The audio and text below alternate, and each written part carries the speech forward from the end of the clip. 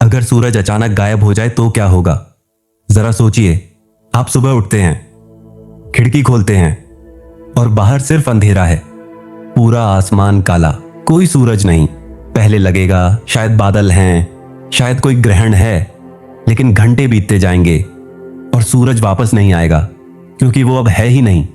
अगर सच में सूरज अचानक गायब हो जाए तो पृथ्वी पर क्या होगा? क्या हमें तुरंत पता चलेगा? क्या हम तुरंत मर जाएंगे या हमारे पास कुछ समय बचेगा? आज के इस वीडियो में हम पूरी बात समझेंगे, शुरू से आखिर तक। सूरज गायब होने के पहले सेकंड से लेकर हजारों साल बाद तक क्या क्या होगा। वीडियो पूरा देखिएगा, क्योंकि आखिर में एक ऐसी बात है जो शायद आपको हैरान कर देगी। Sun's importance. सबसे पहले यह समझते हैं कि सूरज हमारे लिए है क्या।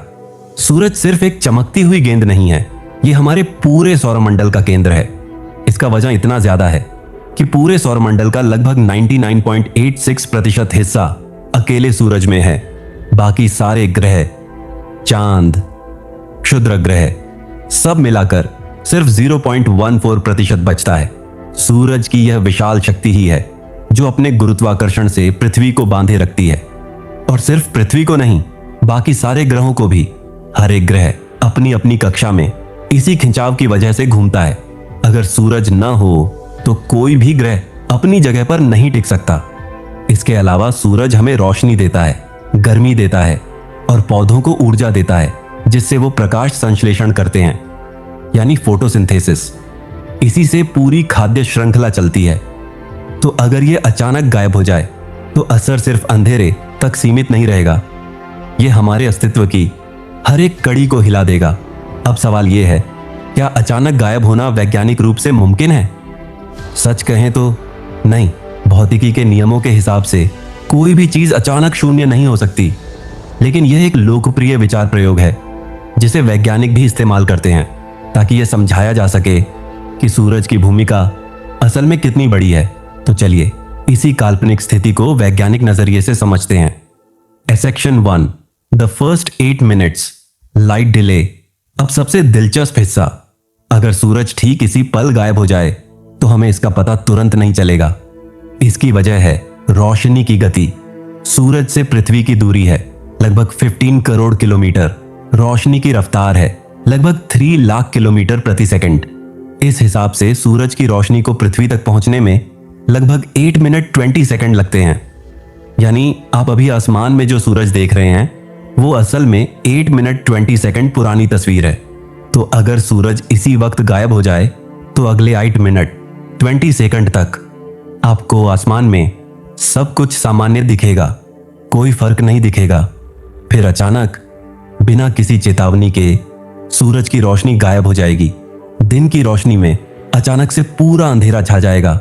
न कोई सूर्यास्त, न धीरे धीरे मध्यम पड़ती रोशनी, सीधे पूरी तरह काला आसमान, जैसे किसी ने बटन दबाकर लाइट बंद कर दी हो।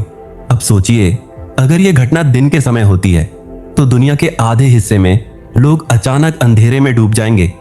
ट्रैफिक सिग्नल, सड़कों पर गाड़ियां, हवाई जहाज, सब कुछ अचानक पूरी तरह अंधेरे का सामना करेगा। कल्पना कीजिए, एक पायलट जो दिन के उजाले में विमान उड़ा रहा है और अचानक बाहर पूरी तरह काली रात जैसा हो जाए। तारे भी दिखने लगेंगे, क्योंकि अब सूरज की तेज रोशनी उन्हें छुपा नहीं पाएगी। असल में सूरज के गायब होने के तुरंत बाद रात के आसमान जैसा नजारा दिन में भी दिखने लगेगा। बस चांद की चमक भी गायब हो जाएगी, क्योंकि चांद खुद रोशनी नहीं देता, वह सिर्फ सूरज की रोशनी को परावर्तित करता है। Section 2, gravity and earth's orbit. अब बात करते हैं गुरुत्वाकर्षण की, जो शायद इस पूरी कहानी का सबसे दिलचस्प वैज्ञानिक पहलू है। बहुत लोग सोचते हैं कि सूरज गायब होते ही पृथ्वी तुरंत अपनी कक्षा से बाहर उड़ जाएगी, लेकिन असल में ऐसा तुरंत नहीं होगा। आइंस्टाइन के सापेक्षता के सिद्धांत के अनुसार गुरुत्वाकर्षण भी प्रकाश की गति से ही फैलता है। इसका मतलब है कि जैसे सूरज की रोशनी को पृथ्वी तक पहुंचने में 8 मिनट 20 सेकंड लगते हैं, वैसे ही सूरज के गायब होने की जानकारी को भी पृथ्वी तक पहुंचने में उतना ही समय लगेगा। तो अगले 8 मिनट 20 सेकंड तक पृथ्वी बिल्कुल सामान्य तरीके से अपनी कक्षा में घूमती रहेगी, जैसे कुछ हुआ ही ना हो। लेकिन जैसे ही यह बदलाव पृथ्वी तक पहुंचेगा, पृथ्वी को खींचने वाली कोई ताकत नहीं बचेगी। उस पल पृथ्वी अपनी कक्षा छोड़कर सीधी रेखा में अंतरिक्ष में उड़ना शुरू कर देगी, बिल्कुल वैसे जैसे एक गेंद को धागे से बांधकर घुमाया जाए और अचानक धागा टूट जाए। गेंद सीधी रेखा में उड़ जाती है। पृथ्वी घूमती है लगभग 30 किलोमीटर प्रति सेकंड की रफ्तार से। यही रफ्तार अब उसे सीधी दिशा में अंतरिक्ष के अंधेरे और ठंडे इलाकों की तरफ ले जाएगी, हमेशा के लिए, बिना किसी वापसी के रास्ते के। इसका मतलब यह भी है कि चांद, जो पृथ्वी के गुरुत्वाकर्षण से बंधा है, वह पृथ्वी के साथ ही यात्रा करता रहेगा, क्योंकि पृथ्वी और चांद का आपसी गुरुत्वाकर्षण बंधन बना रहेगा। लेकिन बाकी सारे ग्रह बुध, शुक्र, मंगल, बृहस्पति, शनि सब अपनी अपनी दिशाओं में अंतरिक्ष में बिखर जाएंगे, अलग अलग समय पर, उनकी सूरज से दूरी के हिसाब से। यह भी दिलचस्प है कि सौरमंडल के अलग अलग ग्रहों को यह पता अलग अलग समय पर चलेगा। बुध को सबसे पहले पता चलेगा और नेपच्यून जैसे दूर के ग्रह को घंटों बाद। Section 3, temperature drop begins. अब बात करते हैं तापमान की, जो शायद सबसे तेजी से महसूस होने वाला असर होगा। सूरज हमें सिर्फ रोशनी नहीं बल्कि गर्मी भी देता है, जो इंफ्रारेड रेडिएशन के रूप में आती है। जैसे ही सूरज गायब होगा, ये ऊर्जा मिलनी बंद हो जाएगी। लेकिन राहत की बात यह है कि पृथ्वी का तापमान एक झटके में शून्य नहीं गिरेगा। हमारा वातावरण, हमारे महासागर और खुद जमीन में काफी गर्मी संचित रहती है, इसलिए तापमान गिरना धीरे धीरे शुरू होगा। वैज्ञानिकों के अनुमान के अनुसार सूरज गायब होने के पहले हफ्ते में ही पृथ्वी की सतह का औसत तापमान करीब 0 डिग्री सेल्सियस के आसपास पहुंच सकता है। यानी एक हफ्ते के अंदर ही धरती जमने लगेगी। एक महीने के भीतर तापमान -40 डिग्री सेल्सियस तक गिर सकता है। यानी अंटार्कटिका की सबसे ठंडी रातों जैसा हाल पूरी दुनिया में होगा। एक साल के भीतर धरती की सतह का तापमान -100 डिग्री सेल्सियस से भी नीचे जा सकता है। इस हाल में सतह पर मौजूद पानी पूरी तरह जम जाएगा और वातावरण में मौजूद ऑक्सीजन और नाइट्रोजन जैसी गैसें भी तरल या ठोस अवस्था में बदलने लगेंगी। हालांकि महासागरों की गहराई में गर्मी काफी लंबे समय तक बनी रह सकती है, क्योंकि पानी गर्मी को धीरे धीरे छोड़ता है। वैज्ञानिकों का अनुमान है कि समुद्र की सतह पर बर्फ की मोटी परत जमने में कुछ महीने लगेंगे, लेकिन समुद्र पूरी तरह से नीचे तक जमने में 1000 साल से भी ज्यादा वक्त लग सकता है। यानी गहरे समुद्र में शायद कुछ जीवन थोड़े लंबे समय तक बचा रह सकता है। Section 4, effect on plants and ecosystem. अब बात करते हैं जीवन पर असर की, और यहां से शुरुआत होती है पौधों से। पौधे प्रकाश संश्लेषण के जरिए सूरज की रोशनी से ऊर्जा बनाते हैं। जैसे ही रोशनी गायब होगी, यह प्रक्रिया तुरंत रुक जाएगी। ज्यादातर पौधे, खासकर छोटे पौधे और फसलें, कुछ ही दिनों में मुरझाने लगेंगे। कुछ हफ्तों के भीतर दुनिया भर की फसलें और जंगल बड़े पैमाने पर मरना शुरू कर देंगे। इसका सीधा असर खाद्य श्रृंखला पर पड़ेगा। शाकाहारी जानवर जो पौधों पर निर्भर हैं, उनका खाना खत्म हो जाएगा।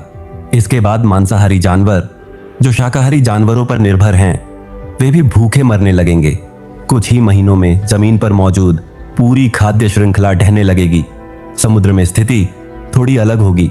समुद्र में मौजूद फाइटोप्लैंक्टन जो समुद्री खाद्य श्रृंखला की नींव हैं, वे भी फोटोसिंथेसिस पर निर्भर हैं, इसलिए वे भी जल्दी मरने लगेंगे। लेकिन गहरे समुद्र में, जहां पहले से ही सूरज की रोशनी नहीं पहुंचती, जैसे हाइड्रोथर्मल वेंट्स के आसपास, वहां मौजूद जीव जो केमोसिंथेसिस से जीते हैं, यानी रासायनिक ऊर्जा से, वे शायद लंबे समय तक जिंदा रह सकते हैं।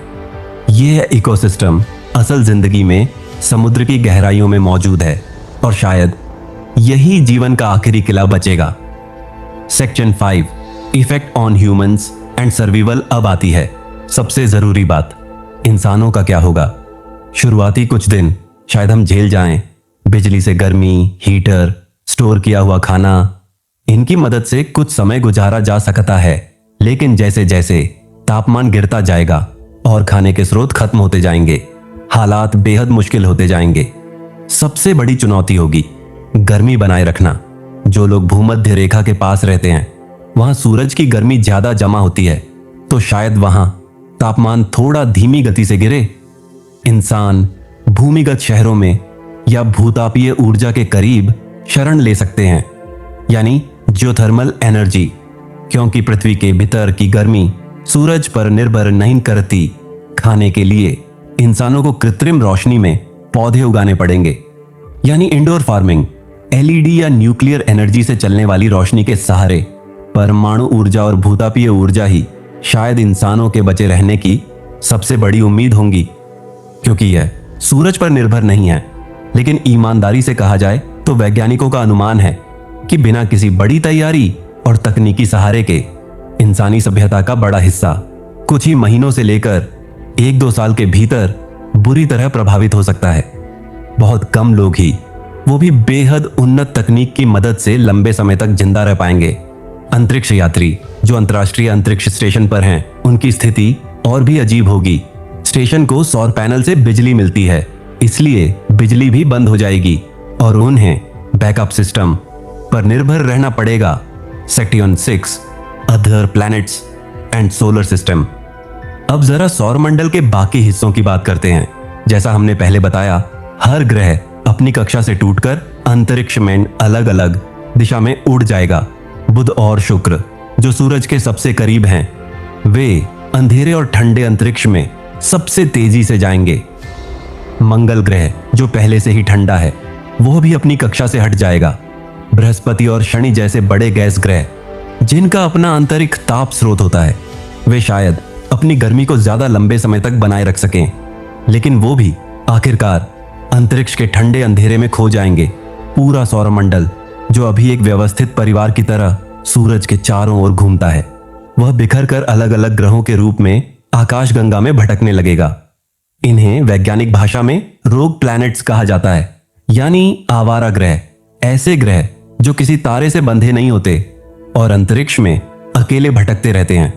दिलचस्प बात यह है कि खगोलविदों ने वाकई ऐसे कई आवारा ग्रह खोजे भी हैं जो शायद किसी ऐसी ही घटना से बने हों। Section 7, could this actually happen? अब सबसे जरूरी सवाल, क्या सूरज सच में इस तरह अचानक गायब हो सकता है? वैज्ञानिक रूप से देखा जाए तो यह असंभव है। पदार्थ और ऊर्जा को भौतिकी के नियमों के अनुसार अचानक शून्य में नहीं बदला जा सकता। सूरज खुद अरबों सालों से जल रहा है और अगले लगभग 5 अरब वर्षों तक जलता रहेगा, जब तक कि इसका हाइड्रोजन ईंधन खत्म नहीं हो जाता। तब सूरज धीरे धीरे फैलकर एक रेड जायंट बनेगा, यानी लाल दानव तारा, और आखिरकार अपनी बाहरी परतें छोड़कर एक व्हाइट ड्वार्फ बन जाएगा, यानी श्वेत बौना तारा।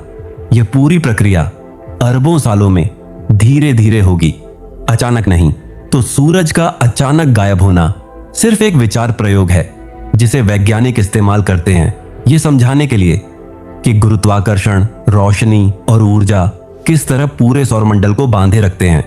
ये हमें यह भी सिखाता है कि हमारी पूरी सभ्यता, हमारा पूरा अस्तित्व कितनी गहराई से एक ही तारे पर निर्भर है।